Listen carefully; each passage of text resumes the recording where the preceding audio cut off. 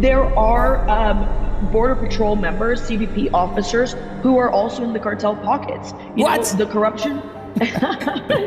Yeah, I know. Oh my God, breaking news. No, I know we know this, but I think it's important to mention because when I'm talking about all of these players, I don't want to miss any information and I don't want to leave anyone out. According to investigators, CBP Officer Manuel Perez is also accused of drug trafficking. This is a photo shared with us of that officer's arrest. Perez is accused of allowing an undocumented migrant to drive vehicles across the Paso del Norte Bridge several times as part of a human smuggling ring. I just spoke with a source that I have within, this realm of border security, who told me we're trying to crack down on American enforcers, people who are working on the border, who we believe to be letting people pass through or letting drug shipments pass through. As tensions between the U.S. and the cartels escalate, leaked intelligence has uncovered a terrifying truth that cartels are not just infiltrating the U.S. border now. They've penetrated the system itself. Corrupt agents, the very people sworn to protect national security, are allegedly working for the enemy. They're tipping off cartel leaders, turning a blind eye to drug shipments, and even orchestrating operations from within. This fight now goes beyond smuggling narcotics or weapons alone. This is a full-scale breach of national security, and the worst part is, no one knows just how deep it goes. With the US-Mexico border on the verge of open conflict and traitorous insiders selling out their country, fear grips the nation. The cartel's influence stretches far beyond what we realize, with its corruption deeply rooted across the globe. And now, it may already be too late to root out the rot before it consumes America entirely. The idea that U.S. law enforcement officers could be working for the cartels sounds like a conspiracy theory. But the truth is, it's already happening, and it has been for years. Mexican cartels have been infiltrating U.S. law enforcement for the longest time, turning officers into their personal informants, smugglers, and, in some cases, their hitmen. One of the most recent cases that shocked the nation happened on February 15, 2025, when U.S. Customs and Border Protection Officer Manuel Perez Jr. was arrested in El Paso, Texas. According to reports, Perez was allegedly a full-fledged member of the La Linea cartel, the armed wing of the Juarez cartel. So, federal agents had been watching him for months, tracking his movements, listening to cartel members talk about him on intercepted calls, and when they finally made their move, what they uncovered was far worse than they had imagined. 32-year-old Perez, a U.S. citizen originally from California, had been working at the El Paso border checkpoint for years. His job was to inspect vehicles crossing into the U.S., but instead of stopping the criminals and illegals infiltrating the border, Perez was letting them pass for a price. So, if a cartel driver approached his lane, all he had to do was give them a quick nod, and they were free to go, no questions asked. And if border agents planned a surprise checkpoint or a drug sweep, Perez would warn the cartel ahead of time. La administración Trump responsabiliza de todos sus problemas a los extranjeros o por lo pronto a criminales extranjeros.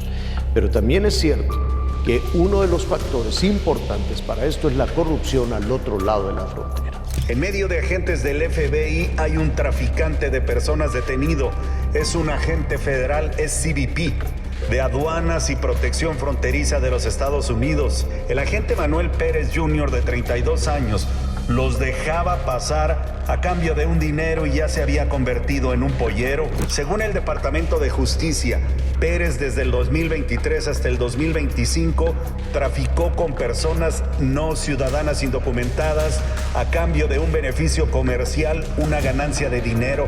Le registraron casos donde llegaban los indocumentados en auto y sin revisarlos. Los dejaba entrar al país vecino en la garita que él vigilaba. Podría alcanzar de 1 a 10 años de cárcel por cada uno de los casos que le comprueben. Si es como entraban migrantes sin riesgo de ser revisados por un agente corrupto. Ahora continúan las investigaciones del FBI a ver cuántos más en todos los cruces internacionales. According to federal investigators, he was paid $2,500 for each undocumented migrant he allowed through. Authorities believe he may have earned up to $400,000 in smuggling fees alone, with records showing his involvement stretching back to December 2023. Investigators found evidence that he repeatedly let a gray Nissan Pathfinder cross the border carrying migrants, including children. And that was just the beginning. Perez was also involved in narcotics smuggling. Court documents reveal that he was linked in a trafficking conspiracy that dated back to at least November 2019. In just one incident, he helped smuggle 8 kilos of from El Paso to Louisiana and North Carolina in October 2023. Pero no solo era pollero, según la investigación, también le encontraron posesión con intento de distribución de drogas, cocaína, para entregarla en Texas, Luisiana y Carolina del Norte, por lo que alcanzaría una pena de 10 años a prisión vitalicia. So, this dude was a cartel insider. Smugglers referred to him as the officer in their pocket, and intercepted phone calls revealed that they boasted about a 100% guarantee for getting people and drugs across the border because they had Perez on their payroll. But what really terrified investigators was his connection to Linea. This wasn't just a case of an officer being bribed to do some dirty work for the cartel. Perez was allegedly a full member of the cartel. Multiple witnesses told federal agents that Perez had deep ties to the organization. He carried weapons at all times, even when he was asleep, and whenever he was in Mexico, the cartels mobilized an armed security detail to protect him. Perez had reportedly told some of his associates that if he ever got caught, he'd rather be arrested in Mexico. And the reason is that in Mexico, he could continue running his criminal operations from inside the prison. Now, this explains what US agents uncovered that he spent more than 80% of his free time in Mexico. That's where he had the needed connections, although his lawyer claimed he spent that much time in Mexico because his ex-girlfriend lived there, but federal investigators weren't buying it. During a raid on his home in Juarez, Mexico, authorities found $18,000 in cash, which was believed to be a small fraction of what he actually made from his criminal dealings. Perez was fired from CBP on February 8, 2025, just days before his arrest. He is now facing federal charges for human smuggling and drug trafficking. If convicted, he could spend 10 years to life in prison. A federal judge determined that he was too much of a flight risk to be released on bond, given how much time he spent in Mexico and his deep ties to the cartel. Now, while Perez is in jail, the scary thing is that he's not the only US law enforcement officer caught working for the cartels. His arrest led authorities to uncover a network of corrupt officers who had been doing the exact same thing. Like Perez, some are suspected of helping the cartels to move drugs and smuggle human trafficking victims. Some were even allowing cartel hitmen to slip into the country unnoticed. But how do cartels manage to recruit US law enforcement? Well, the answer is simple: money, fear, and blackmail. As you know, cartels have billions of dollars at their disposal. A border patrol agent might make $60,000 a year, but a cartel can offer them that much in just a few months. Some officers take the bribe willingly, seeing it as an opportunity to change their financial situation. Others, on the other hand, are not given a choice. They're either intimidated with fear or blackmailed into doing what the cartel wants. So, as long as cartels have money, threats, and blackmail, they will continue to buy out the very people who are supposed to be stopping them. Consequently, this means more drugs pouring into the US, more human trafficking victims crossing the border undetected, and more cartel hitmen gaining access to American cities where they commit brutal acts of violence. But the worst part is that the public loses trust in law enforcement, because if the people who are supposed to protect the country are secretly working for the enemy, then who is really in control? This is the question that no one wants to answer, but one that needs to be asked. And the deeper we go, the more terrifying the truth becomes. While most of the world is focused on the US-Mexico border, something else is happening that few people are paying attention to. Mexican drug cartels are quietly expanding their operations into Canada. This might sound surprising, but the truth is, Canada has become an important part of the cartel's drug empire. And just like in the US, there are concerns that corrupt officials in Canada may also be working with them. And even actually I spoke to a source within the Canadian Border Agency not that long ago, maybe 2 weeks ago, and he was telling me that they're working on an operation that has to do with border agents being paid off in the United States and in Mexico to get people into Canada. And most of those people are actually going into the East Coast, which is interesting because the flow of fentanyl is coming from the West Coast of Canada. For years, fentanyl and other synthetic drugs have been coming into North America through Mexico. But now, new reports suggest that Canada is also being used as a gateway. The cartels are smuggling drugs through Canadian ports, and from there, fentanyl is being transported into the United States. This means that even if the US tightens security at the southern border, cartel drugs can still find a way in from the north. You know, if you look at statistics, and a lot of people will argue, the flow of fentanyl from Canada into the United States is nothing compared to the flow of from Mexico into the United States. But when I spoke with my source from the cartel who was operating in Canada, he said that it fluctuates the amount that they are moving. And that's because Canadian Border Patrol will flag certain shipments at different times. One of the biggest reasons for this shift is Canada's ports. Unlike the heavily guarded US-Mexico border, the ports in Vancouver, British Columbia, have become a major entry point for drug shipments coming from China. The chemicals needed to make fentanyl are often shipped directly into Canada, where criminal organizations then process them and move them into the US investigative journalist Karina Schultz recently spoke to a cartel member working in Canada. In the shocking interview, he revealed that Mexican cartels are now working with Canadian gangs to help transport and distribute fentanyl across North America. Some of the biggest groups involved include the Brothers Keepers Gang, the United Nations Gang, and several Indian crime groups. These criminal networks help cartels move drugs, launder money, and even provide protection. And a lot of these cartel members are working with what we would call in Canada, and what law enforcement would call them, is the uncles. So older Indian men who have run the drug trade and criminal organizations in Canada for years.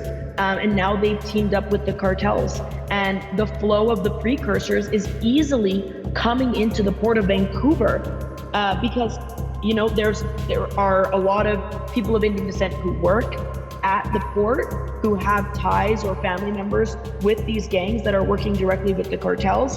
What makes the Canadian connection even more concerning is how little attention it gets. While the US border crisis dominates headlines, the northern border remains mostly unguarded. In some areas, there are barely any security checkpoints, allowing people and goods to cross with little to no inspection.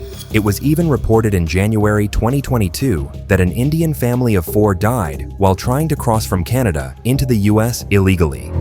They are Jagdish Kumar Patel, a 39-year-old male; Vishaliban Patel, a 37-year-old female; Vihanji Patel, an 11-year-old female; and Dharmik Patel, a 3-year-old male.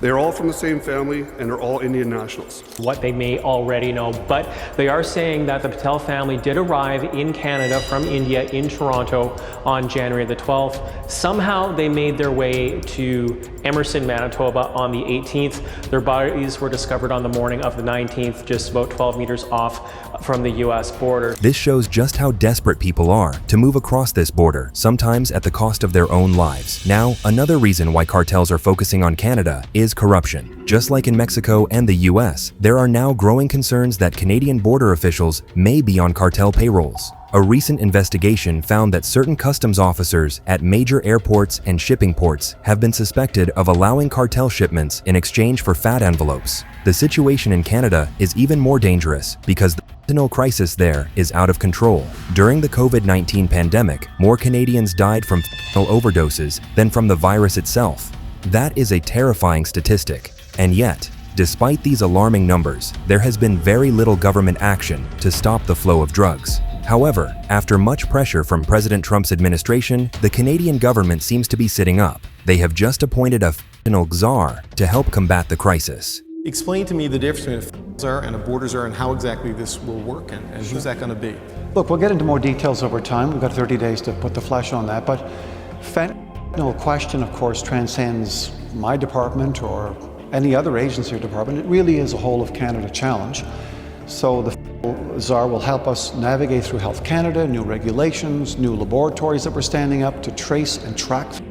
Now, they do say that in this press release about Mr. Brosseau, that he demonstrates his expertise tackling drug trafficking, organized crime networks, and other national security threats, bringing tremendous value to this position. And there is a picture of the gentleman. Even though this seems like a step in the right direction, many people are skeptical that this will have any real impact. Now, the truth is that without a major crackdown on cartel operations in Canada, drug smuggling will continue, and the crisis will only get worse. The biggest concern right now is what happens next. If the cartels have already infiltrated Mexico and the US, and now they are expanding into Canada, how far will their reach go? If border officials in all three countries can be bribed, then how secure is any border? One thing is certain, the war on drugs is no longer just a Mexico problem, it is now a North American crisis, and unless something drastic changes, the cartels will keep growing, keep smuggling, and keep corrupting those in power.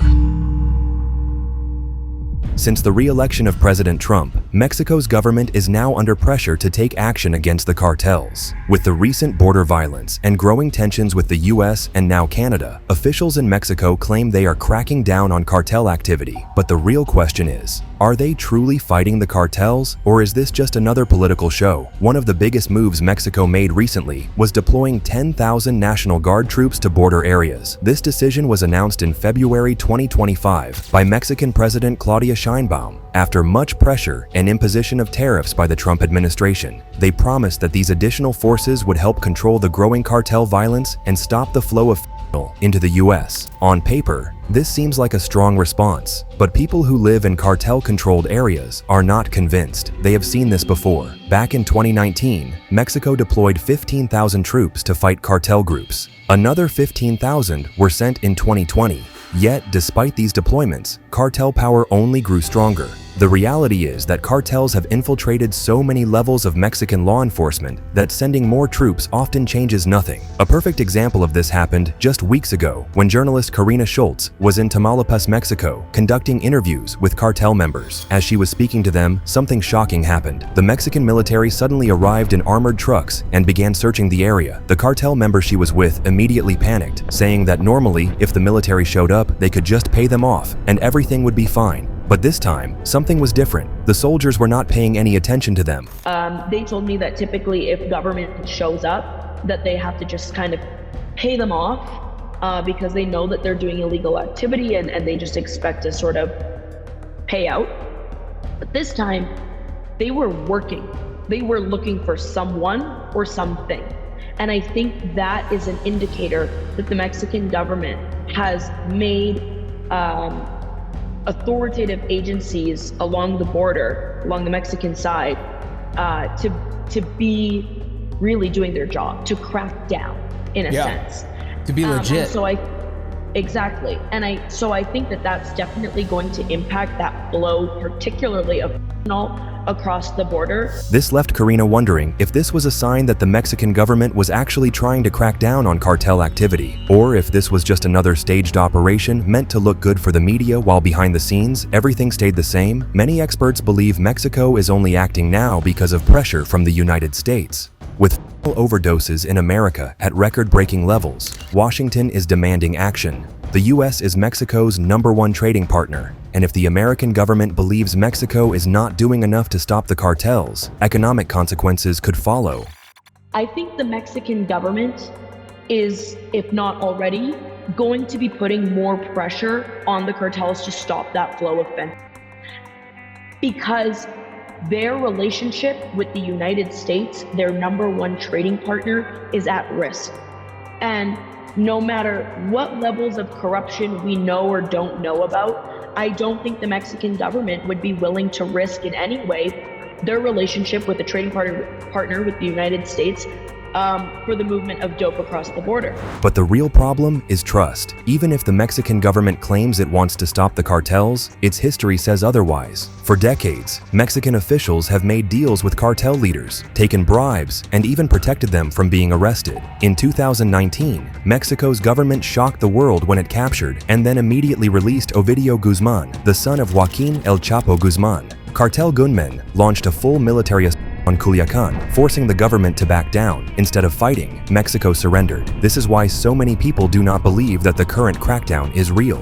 Even now, reports suggest that high-ranking politicians and military officials still have direct ties to cartel leaders. At the same time, cartels themselves do not seem worried. In one of her recent interviews, Karina Schultz spoke to a cartel boss who admitted something shocking. When she asked him about the increased law enforcement at the border, he simply laughed and said, "We're not going to engage and we have no reason to be violent with these officers and we're going to let it die down." He actually said, basically word for word, "We're just going to wait it out 4 years and then we'll be in the clear," which I thought was crazy. Yeah, I actually have that on video. In other words, they believe that once political pressure dies down, everything will will return to normal. This is the typical cartel strategy. They do not fight back when things get difficult. Instead, they wait. They know that politicians change, governments change, and policies change, but their operations remain the same. It was like overnight, Cartel del Noreste, the Northeast Cartel, put out that video saying, hey guys, just so you know, we are not engaging in violent acts with any U.S. authorities, any U.S. Border Patrol. That is not our plan, and that is not what we're looking to do. And then I also went to the border region and interviewed some members of the cartel in a different region from Tamaulipas, who told me, well, the person in charge told me that they are not planning to engage in any violent acts with U.S. authorities. They don't want to be a part of that. They don't want to engage in that. That isn't their goal. Basically the same thing that was said in the Cartel del Noreste video. The question now is, will the Mexican government actually stand up to the cartels this time? Or is this just another short-term effort to calm the U.S. before going back to business as usual? Feel free to share your thoughts with us in the comments below, and don't forget to subscribe to our channel for more crime stories. Click on any of the cards on your screen right now to watch more of our videos.